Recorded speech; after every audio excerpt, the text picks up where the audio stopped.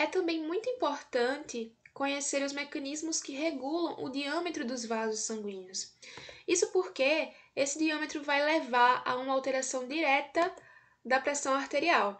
Então, essa pressão arterial é determinada pelo volume de sangue que é ejetado pelo ventrículo esquerdo para a circulação sistêmica, vezes a resistência vascular periférica, ou seja, toda a oposição que os vasos sanguíneos, as artérias, as arteríolas fazem a essa passagem do sangue que é ejetado desse ventrículo esquerdo. Essa resistência vascular periférica vai ser determinada principalmente pelas arteríolas, posteriormente pelos capilares e muito pouco pelas grandes artérias e pela aorta. Como a gente está vendo aqui, os vasos sanguíneos são constituídos por uma camada de células endoteliais, certo? Com a sua lâmina elástica interna. A gente tem uma camada de músculo, tá? Músculo liso, e uma camada adventícia, que é uma camada de tecido conjuntivo frouxo. Aqui nós temos as arteríolas, que tem um diâmetro menor que as artérias e diâmetro maior que os vasos capilares. As veias vão influenciar muito pouco nessa resistência vascular periférica, então aqui o nosso foco vai ser sobre a regulação arterial. As veias vão ter uma constituição um pouco diferente, tá? Em relação à espessura dessas camadas, como a gente está vendo aqui, existe uma menor quantidade de músculo liso, e devido a essa redução desse músculo liso, a gente tem essas veias contribuindo muito pouco para essa resistência vascular e, consequentemente, para a pressão, até porque a pressão é arterial. Então, para que a gente entenda um pouquinho mais sobre esses processos de regulação da pressão arterial pela contração ou pelo relaxamento desse músculo liso vascular, a gente precisa entender os processos de contração desse músculo liso. Então, como a gente está vendo aqui, com a despolarização dessa célula muscular lisa, há abertura de canais de cálcio nessa membrana, nesse sarcolema, além da liberação de cálcio do retículo sarcoplasmático para o citosol. Essa concentração de cálcio que aumenta no citosol vai fazer com que esse cálcio se ligue à calmodulina, formando um complexo de cálcio-calmodulina. Esse complexo vai contribuir para a ativação de uma proteína quinase que fosforila a cadeia leve da miosina. Então, essa proteína quinase ativa agora fosforila essas cadeias leves de miosina, fazendo com que elas possam interagir com os filamentos de actina, ou seja, isso leva ao aumento da tensão muscular, promovendo a contração. Por outro lado, a gente tem na célula algumas proteínas que funcionam como bombas que expulsam esse cálcio para o fluido extracelular, como a gente está vendo aqui. Então, com a depletação desse cálcio que vai para o fluido extracelular e também retorna para dentro do retículo sarcoplasmático, a gente tem uma desassociação desse complexo formado pela cálcio-calmodulina, e agora, sem a ação das proteínas quinase da cadeia leve da miosina, a gente vai ter uma maior ação das fosfatases dessa miosina, ou seja, de proteínas que vão retirar aquele fosfato colocados por essa proteína quinase, e dessa forma há uma inibição, digamos, do acoplamento entre esses filamentos de miosina e os filamentos de actina, levando a uma diminuição da tensão muscular, a uma diminuição dessa contração e consequente relaxamento. A gente vai ver que existem outras formas de relaxamento dessa musculatura lisa. Por exemplo, nos vasos sanguíneos nós temos a via do óxido nítrico. Agora que a gente já sabe como essa contração do músculo liso acontece, é necessário definirmos alguns conceitos. Quando esse músculo liso nos vasos sanguíneos contrai, a gente chama isso de vasoconstrição. E quando esse músculo liso relaxa nos vasos sanguíneos, a gente chama isso de vasodilatação, como a gente está vendo aqui. Então, na vasoconstrição, a diminuição do diâmetro desse vaso, e na vasodilatação, um aumento do diâmetro desse vaso. Mas então, como se dá esse controle, essa alteração do diâmetro dos vasos sanguíneos e suas repercussões na resistência vascular periférica e, consequentemente, na pressão arterial? Existe um controle local e existe um controle sistêmico. O controle local vai ser exercido por meio da autorregulação miogênica, da regulação mediada por esse endotélio que reveste esse compartimento vascular, e pela regulação metabólica das células que constituem essa parede dos vasos sanguíneos. No controle sistêmico, a gente vai ter mais uma vez a ação do sistema nervoso autônomo a partir das vias simpáticas e parasimpáticas, bem como o humoral a partir da liberação de epinefrina pela medula suprarrenal. Além disso, nós temos o reflexo baroreceptor, que é bastante semelhante àquele que a gente viu na aula anterior, ou seja, alterações da pressão arterial dentro de uma determinada faixa vão levar à ativação desses baroreceptores que enviam informação a centros reguladores lá no bulbo e isso desperta uma atividade que pode ser mais parasimpática ou mais simpática, a depender se essa pressão está aumentando ou está diminuindo.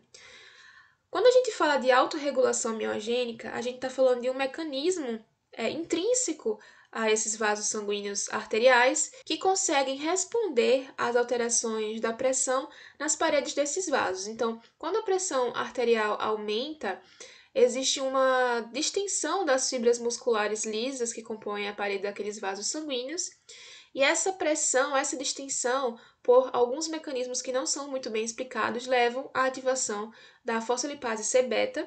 Essa fosfolipase C-beta, como a gente já sabe, vai clivar aqueles fosfolipídios de membrana em IP3 e DAG, que é o diacilglicerol, e esse diacilglicerol aqui vai levar à ativação de canais de TRP, que são canais de potencial transitório, levando à despolarização desse músculo liso, a abertura dos canais de cálcio do tipo L, como a gente viu no slide anterior, e a contração muscular.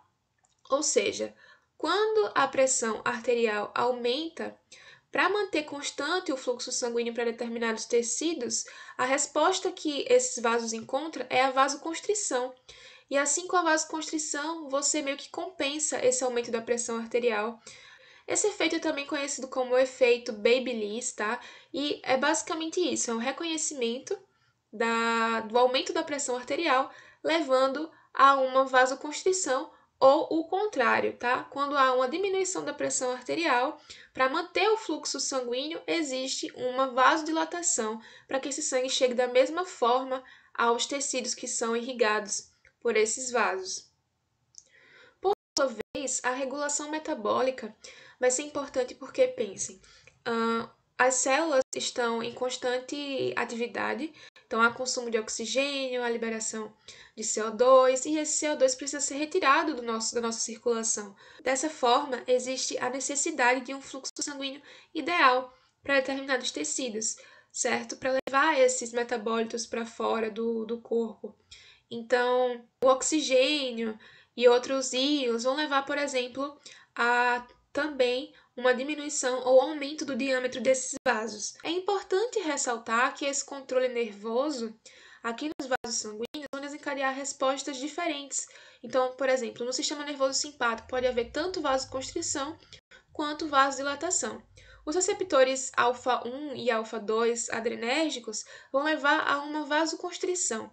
Como a gente tinha falado, os receptores alfa-1 vão ativar uma proteína GQ, certo? E essa proteína GQ, como a gente sabe, ativa a fosfolipase C. Essa fosfolipase C cliva os fosfolipídios, tem IP3, DAG, aumento, portanto, do cálcio citosólico, tá? E, por outro lado, as proteínas GI, como a gente já tinha falado, por mecanismos desconhecidos, levam, nesse caso, a um aumento do cálcio intracelular. E esse cálcio intracelular pode se ligar à calmodulina, como a gente viu, formando aquele complexo, e isso leva à ativação da proteína quinase da cadeia leve de miosina, favorecendo a contração desse músculo liso. Por outro lado, os receptores beta-adrenérgicos são receptores que vão ativar a proteína GS. Por sua vez, a proteína GS vai levar a uma ativação da adenilase ciclase, leva ao aumento das concentrações de AMP cíclico e, consequentemente, à ativação da PKA. No entanto, ao contrário do que acontece com o músculo cardíaco, essa PKA aqui não vai fosforilar diferentes alvos, levando ao aumento da contração muscular. Na musculatura lisa, o que acontece com a PKA é que ela vai inativar essa proteína quinase que fosforila a cadeia leve de miosina. Então, nesse caso, essa proteína GS ativada leva, na verdade, a um relaxamento do músculo liso, certo? Já os receptores colinérgicos, né, que estão ali sob a ação do sistema parasimpático, vão ser principalmente os receptores do tipo M3, que são receptores acoplados à proteína GQ, e assim, a resposta parasimpática direta no músculo liso leva à contração dessa musculatura lisa. Mas como a gente vai ver, essas fibras parasimpáticas vão agir principalmente sobre o endotélio e em locais específicos. Então, ao contrário do sistema simpático, que na verdade está presente na maioria desses vasos que conferem resistência vascular periférica, na maioria das arteríolas do corpo, o sistema parasimpático, na verdade, vai ser só o responsável pela inervação dos vasos da cabeça, dos vasos que suprem as vísceras, os órgãos genitais, etc. O grande objetivo dessa aula, no entanto, é falar sobre a regulação mediada pelo endotélio. Então, por muito tempo, se acreditou que esse endotélio fosse uma estrutura inerte, que ele funcionasse apenas como um filtro, para que a água pudesse sair, por exemplo, dentro do compartimento vascular para fora do compartimento vascular, e para que pudesse manter as células sanguíneas dentro dos vasos, bem como grandes proteínas dentro daqueles vasos. Mas, posteriormente, descobriu-se que esse endotélio possuía uma função ativa. Ele era capaz de detectar tensões de cisalhamento, substâncias vasoativas e mediadores inflamatórios, como interleucinas, o PAF, que são fatores muito importantes no desenvolvimento da resposta imune. E a partir dessa detecção desses diferentes fatores, a gente tem a produção de mediadores endoteliais, como prostaciclinas e tromboxanos, óxido nítrico e endotelinas. Aqui nessa imagem está representado o que eu acabei de falar. Aqui nós temos substâncias vasoativas, e quando falo de substâncias vasoativas, estou me referindo a substâncias que podem alterar esse diâmetro dos vasos sanguíneos, substâncias que podem levar a uma contração ou a um relaxamento desse músculo liso vascular, como por exemplo a acetilcolina, a bradicinina, o ATP. E estamos falando também de modificações provocadas por tensões de cisalhamento, tá, dentro dessas células endoteliais, levando à produção, por exemplo, de prostaciclinas, que são derivadas aqui do ácido araquidônico. Isso tudo vai exercer algumas funções nessa musculatura lisa, que serão de extrema importância farmacológica, e por isso é tão importante o nosso estudo sobre esse assunto. Nesse sentido, a gente vai dar uma atenção a uma substância vasoativa que é o principal alvo farmacológico quando a gente fala de relaxamento da musculatura lisa vascular, certo?